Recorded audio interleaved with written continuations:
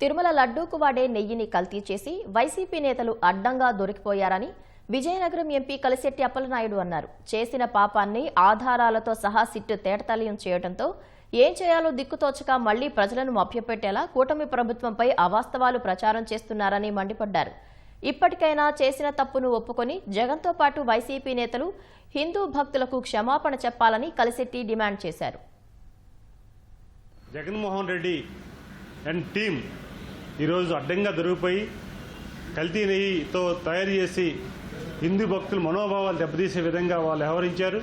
Sit ఆధారాలతో సహా దాదాపు 55 విషయాలకు సంబంధించిన ఆధారాలు కూడా ఇచ్చారు. ఖచ్చితంగా మీరు దొరికిపోయారు. ఈ కల్తీ నెయ్యి జరిగిందని దొరికిపోయిన సందర్భాల్లో దాన్ని మలుచుకోవడానికి ఏమీ జరగలేదని మళ్ళీ కూడా మీ మీడియా ద్వారా లేకపోతే మీకున్న సోషల్ మీడియా ద్వారా మీ వ్యక్తులు మాట్లాడుతుంటే అసలు ఇది ఏం దుర్మార్గమైన మా విషయం అర్థం కాని పరిస్థితి.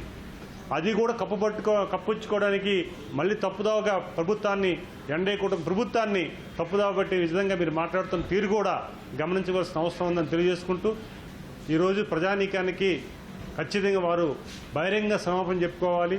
గౌరవ ముఖ్యమంత్రి చంద్రబాబు నాయుడు గారి ఆధ్వర్యంలో రాష్ట్రంలో అన్ని రంగాల్లో అభివృద్ధి జరుగుతున్న సమయంలో జగన్మోహన్ రెడ్డి ఈరోజు ఆయన చేస్తున్న అవాకచవాకులు మనం చూస్తున్నాం. బెంగళూరు ప్యాలెస్లో ఉండి తాడేపల్లి ప్యాలెస్కి అప్పుడప్పుడు వచ్చి ఈ రాష్ట్రానికి సంబంధించిన అంశాలని మళ్ళీ కలుషితం చేసి వెళ్ళిన సందర్భాలు ఉన్నాయి. కనీసం 10 రోజులు కంటిన్యూగా ఈ ఆంధ్రప్రదేశ్ రాష్ట్రంలో మీరు నివాసం ఉన్నారా?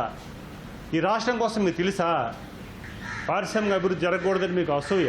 అందుకే ఈరోజు అన్ని రకాలు చేస్తున్నాం. ఈరోజు పత్రికలు కూడా చూశాను, పాదయాత్ర స్టార్ట్ చేస్తాను మళ్ళీ వస్తామని చెప్పేసి వాళ్ళు ఇబ్బంది పెట్టించి 5 సంవత్సరాల్లో ఎలాగోనగా అధికారంలోకి వచ్చావు సంపాదించావు. ఏ పరిస్థితుల్లో కూడా ఎన్ని సంవత్సరాలు కాదు మీరు పాదయాత్ర కాదు బొర్లుది రాష్ట్రం తిరిగినా ప్రజలు నమ్మే పరిస్థితులు లేరు. ఎట్టి పరిస్థితుల్లో జరగదు.